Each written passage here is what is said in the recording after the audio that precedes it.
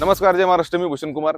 काल सिंहगड कॅम्पस रोडला मोठ्या प्रमाणात बुलेटचे फटाके फोडण्यात आले आणि सर्व पोलीस बांधवांची काल या रोडला ड्युटी होती. तर त्यांनी त्या बुलेटचे फटाके फोडणाऱ्या लोकांना कोणती प्रकारे कारवाई केली नाही ना त्यांना पकडलं. तर मला एकच म्हणायचं की पोलीस दरवेळी जे फटाके फोडतात बुलेटचे त्यांच्या मागा लागून त्यांना पकडतात, त्यांचे सायलेन्सर काढून घेतात, त्यांच्यावर कारवाई करतात. मग काल एवढ्या प्रमाणात बुलेटचे फटाके फोडण्यात आले, त्यांच्यावर कोणत्या प्रकारे कारवाई झाली नाही. काल मी साहेबांशी बोललो. साहेब बोलले की त्यांच्यावर कारवाई 100% करण्यात येणार आहे. ते बुलेटचा आम्ही शोध घेतोय, ते बुलेट कोणाचे आहेत आणि ते फटाके कोणी फोडलेत. साहेब, आम्हाला तुमच्याकडून हीच अपेक्षा आहे की तुम्ही यांच्यावर 100% कारवाई करा, कारण कॅम्पसला काल इतक्या प्रमाणात लाऊडनी ते फटाके फोडण्यात आले, लोकांना खूप त्रास झाला. याच्यावर 100% तुम्ही कारवाई करा. जय महाराष्ट्र.